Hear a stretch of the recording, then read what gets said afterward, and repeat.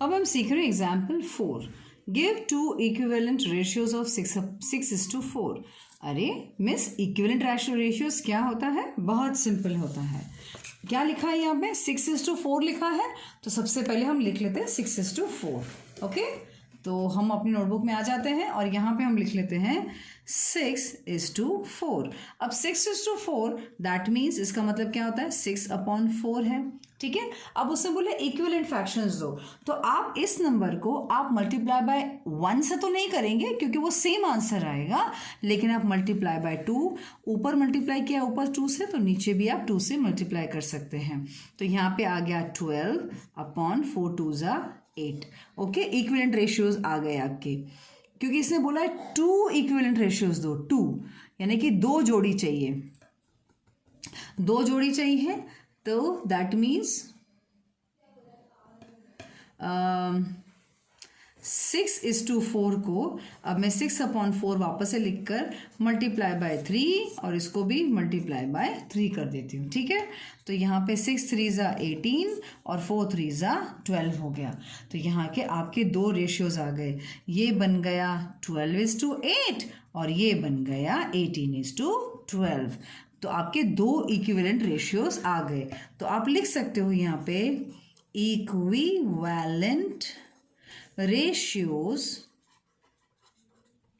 is equal to of 6:4 are 12:8 and 18:12. बात समझ आ गई अच्छी तरह से? ठीक है, गुड. अब हम आगे बढ़ते हैं नेक्स्ट क्वेश्चन पे. एग्जाम्पल 5 में. अब एग्जाम्पल 5 में आपको जो दिख रहा है ना, बस कुछ नहीं, इस तरह का एक डिज़ाइन दिया हुआ है. ये बॉक्स मतलब यहाँ पे डैश है और यहाँ पे बॉक्स मतलब डैश है. तो पहले मुझे क्वेश्चन अपनी नोटबुक में लिखना पड़ेगा. तो मैं इस क्वेश्चन को लिख लेती हूँ. लिख दिया मैंने क्वेश्चन.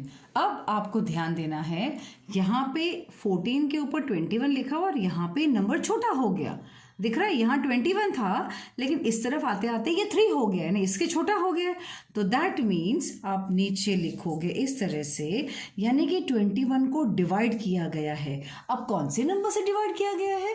कैसे पता चला कि भाई डिवाइड किया गया है? क्योंकि अगर यहाँ से हम यहाँ पे आते हैं और नंबर अगर छोटा हो गया है तो मतलब वो डिवाइड हुआ है, और अगर नंबर बड़ा हो गया है तो मतलब मल्टीप्लाई हुआ है. लेकिन इस केस में यहाँ पे क्या हुआ है? यहाँ पर डिवाइड हुआ है क्योंकि ये छोटा नंबर है. अब भाई कौन सा नंबर है ये? भाई नहीं पता तो 3 का टेबल बोलो. चलो, 3 1 3, 3 2 6, 3 3 9, 3 4 12, 3 5 15, 3 6 18, 3 4 3 7 21. आ गया 21, यानी कि इसको डिवाइड किया होगा 7 से, तभी तो इसको आंसर मिला है ना. क्या मिला है?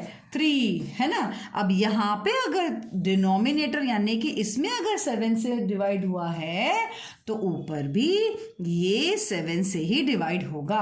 अब आप सोचो, 7 को 14 से डिवाइड करने की जगह आप 7 का टेबल बोल दो. 7 1 7, 7 2 14. तो यहाँ पर आ गया 2. ठीक है, तो इस जगह पर आप लिख सकते हो 2. ठीक है. अब आते इस नंबर पे. अब इसको आपको कुछ देर के लिए भूल जाना है, तो मैं यहाँ पे एक रख देती हूँ इस तरह से. अब आपको ये वाला जो है ना, ये फिलहाल ऐसा काम नहीं है, इसको छुपा दो, आप छुपा दो. ठीक है, आप एक पेपर रख के भी छुपा सकते हो, उंगली रख के भी छुपा सकते हो.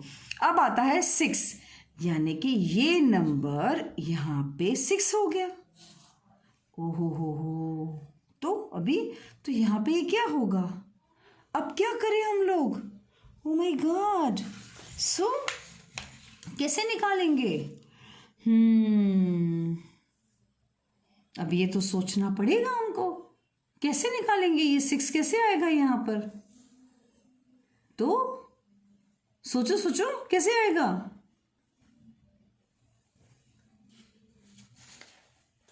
सॉरी, इसको नहीं भूलना है, मैंने आपको गलत बता दिया. अब इसको भूल जाओ बस, आप पहले वाले को भूलना है. अब 2 से क्या बन गया है?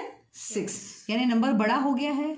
अगर नंबर बड़ा हो गया है तो पहले तो मैं इसको मतलब मेरे यहाँ पे लिख देती हूँ ताकि मुझे आंसर में कंप्लीट कर सकूँ, मुझे समझ में आए. ठीक है, तो यहाँ पर आया है 6, तो यानी कि अगर यहाँ पर 6 आया है तो 2 से ऑफकोर्स क्या हुआ है? ये नंबर बड़ा हो गया है, इसके कंपेयर में ये नंबर बड़ा हो गया है, तो यानी ये हो गया मल्टीप्लाई बाय 3। अगर यहाँ पे मल्टीप्लाई बाय 3 हुआ है तो यहाँ पर भी मल्टीप्लाई बाय 3 होना चाहिए, तो 3 3 होता है 9, यानी कि यहाँ पे जो आंसर आना चाहिए था वो 9, जो मैंने पहले बताया था भाई यहाँ पे रखो, नहीं ये पहले वाले पे आपको छुपा देना है। बात समझ में आ गई? तो आपका आंसर मैंने निकाल के दे दिया। बात समझ में आ गई ना? ठीक है, चलिए अब हम आगे बढ़ते हैं नेक्स्ट क्वेश्चन की तरफ, राइट। एग्जाम्पल 6 पे आते हैं। अब एग्जाम्पल 6 क्या बोलना चाहता है भाई हमको? काफ़ी बड़ा क्वेश्चन दिया हुआ है, इसमें ABC काफ़ी बड़ा क्वेश्चन दिया हुआ है। तो यहाँ पे इसने बोला है ratio of the distance of school of Mary's home to distance of the school from John's home is 2:1। अब 2 बच्चे हैं, एक का नाम है मेरी, एक का नाम है मेरी और एक का नाम है जॉन। तो मेरी का जो यहाँ पे जो स्कूल है, एक कहीं यहाँ पे स्कूल है, ठीक है।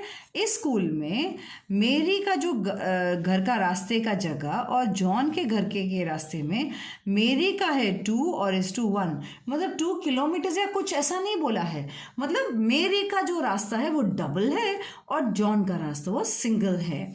तो who lives nearer to the school? और भाई स्कूल में सबसे पास में कौन रहता है? तो आपको पता है अगर ये शॉर्ट डिस्टेंस है जिसमें 1 होगा, ऑफकोर्स वही पहले बाजू में रहेगा ना, तो हम लिखेंगे John lives near the school. फिर complete the following table which shows some possible distances than Mary and John could live from school. तो यहाँ पे ये सब किलोमीटर्स में दिए गए हैं। अब इस थोड़ा मैं पास में लेके आती हूँ, शायद आपको थोड़ा ज़्यादा समझ में आ जाएगा। यहाँ पे 10 और 5 दिया है किलोमीटर्स में, ठीक है। यहाँ पे जॉन का स्कूल है ये वाला और मैरी का स्कूल है ये वाला, ठीक है। अब यहाँ पर देखो ऊपर मेरी है और नीचे जॉन है, तो मैं M और J कर देती हूँ ना। ओहो, ये मेरी अपॉन जॉन, ठीक है। अब यहाँ पे मेरी अपॉन जॉन में यहाँ पे 10/5 है, तो ये तो ठीक है, मगर नीचे 4 है, नीचे यहाँ पर क्या है 4 है, तो यहाँ क्या आना चाहिए भाई? यहाँ पे अगर 4 नीचे अगर 4 है तो यहाँ क्या आना चाहिए? ओहो, अब क्या करें? सोचो सोचो, क्या कर सकते हैं हम लोग? बताओ क्या कर सकते हैं? अब क्योंकि हमको बोला गया है कि यहाँ पे जो इनका रेशियो है 2:1 है, ये बोला गया है, तो ऑफकोर्स जो भी मेरी का होगा ना वो डबल होगा और ये जो भी जॉन का होगा वो सिंगल होगा। तो यहाँ पे अगर 4 है, किसका है? जॉन का। अगर 4 है तो ऑटोमेटिकली मेरी का इसका डबल हो जाएगा, 8 हो जाएगा। तो मैं अभी पेंसिल से मैं डायरेक्ट यहीं पे लिख रही हूँ, मेरी का कितना हो जाएगा? 8 हो जाएगा। अब मेरी का यहाँ पे 4 है और क्योंकि इसका आधा जॉन है, या जॉन का अगर मेरी का 4 है तो इसका आधा कितना हो जाएगा? जॉन का 2 हो जाएगा, है ना। फिर यहाँ पे अगर जॉन का 3 किलोमीटर्स है तो ऑफकोर्स मेरी का कितना हो जाएगा? इसका डबल, यानी कि 6। 3 + 3 6 होता है। अब यहाँ पे जॉन का अगर 1 किलोमीटर है तो यहाँ पे मेरी का कितना हो जाएगा? डबल, यानी 2 हो जाएगा। Right, got it? अच्छा, ये हमने कर दिया। अब यहाँ पे if the ratio of distance of Mary's home to the distance of Kalam's home is from 1:2, who lives nearer to the school? अगर ये बोल रहा है चीज उल्टी हो जाए मीन्स, अब ये मान लो कि जो मेरी का स्कूल है और जॉन का स्कूल है, मेरी 1 यूनिट दूर है और यहाँ पे ये 2 यूनिट्स दूर है अपने स्कूल से, ठीक है। तो फिर अब बताओ अब किसका पास में होगा? Then who lives nearer to the school? तो ऑफ कोर्स मेरी। तो बस आपको पूरे लाइन में लिखना है, मैं पूरा नहीं लिख रही हूँ। मेरी लिव्स नियरर द स्कूल, ठीक है। बात समझ में आ गई? ओके, अब नेक्स्ट फाइनल वाला 7th वाला क्वेश्चन करेंगे। Divide 60 rupees into the ratio of 1:2 between Kriti and Kiran. अब 2 बच्चे हैं एक ही माँ के,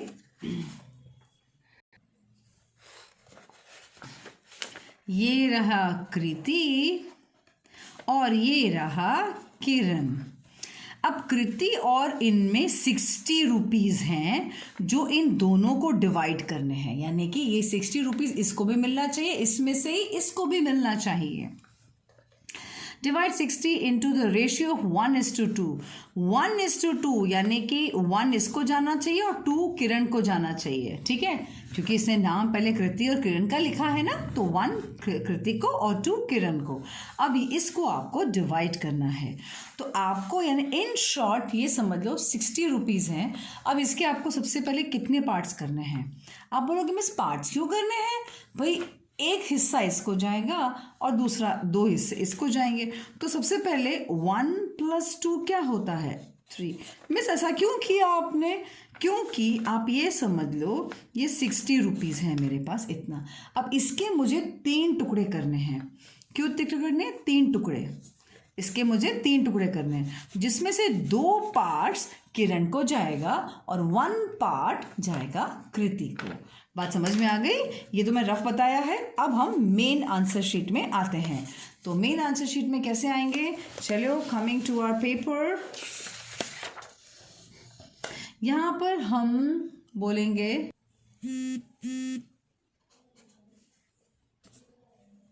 अब यहां पे Kriti is to Kiran, that is 1:2, बराबर। कृति इज टू किरण है, 1:2 है, और टोटल कितना है हमारे पास में? हमारे पास टोटल है 60 रुपीज़ का टोटल है ना, 60 रुपीज़ है ना हमारे पास में। तो हम कैसे करेंगे? हम अगर चाहिए तो हम 2 में से डिवाइड भी कर सकते हैं। एक तरफ हम लिखेंगे यहाँ पे कृति और यहाँ पे हम लिखेंगे किरण, ठीक है। तो यहाँ पे जो हमने किया ना 1 + 2, तो हाँ इसको हमको सम भी करना पड़ेगा। तो 1 + 2 = 3, राइट। कितने पार्ट्स हैं? 3 पार्ट्स हैं, 3 पार्ट्स, राइट। ये हमने कर दिया। अब हमको क्या करना पड़ेगा? यहाँ पर कृति और किरण को देखने के लिए यहाँ पर कृति का है 1/3। अब 1/3 क्यों लिख रहे हैं मिस हम? क्योंकि जैसे अगर मैं आपको रफ में आपको समझाऊं, जैसे मैंने आपको समझाया कि एक पार्ट के हमको मतलब जो 60 रुपीज़ है, इसमें 60 रुपीज़ है, इसके मुझे 3 पार्ट करने पड़ेंगे। क्यों? क्योंकि 1:2 का रेशियो है, इसलिए। तो कितने पार्ट्स हुए टोटल मिला के? 3। तो एक चीज़ के 3 पार्ट करने हैं, इसलिए हमने 1/3, क्योंकि इसका 1/3 है, इसलिए इसको 1/3 किसका मिलेगा? 60 का मिलेगा। तो हमने लिख दिया यहाँ पे 60, और यहाँ पे हम लिखेंगे 2/3। क्यों 2/3? क्योंकि कृति का किरण का 2 है, तो यहाँ पर 2/3 × 60। अब अगर आपको कैंसिलेशन आता हो, 3 × 1 = 3, 3 × 2 = 6 एंड 0 का 0। यहाँ पे 3 × 1 = 3, 3 × 2 = 6 और 0 का 0। तो 20 × 1 दैट इज 20 रुपीज़ आया यहाँ पे। और यहाँ पर जो आया दैट इज 2 × 2 = 4, यानी कि 40 रुपीज़ आया, ठीक है। तो यानी कि कृति गेट्स, आपको लिखना है Kriti gets ₹20 and Kiran gets ₹40। Got it? बात समझ में आ गई? आपको मैंने ऐसे इसलिए करके दिखाया क्योंकि वो थोड़ा इजी में समझ में आ जाता है। अगर आपको नहीं समझ में आता तो आप इसके नीचे आप किरण का डिज़ाइन कर सकते हैं। और हाँ, कृति में ऐसे डबल अंडरलाइन और किरण में भी ऐसे डबल अंडरलाइन आप कर सकते हैं। ओके।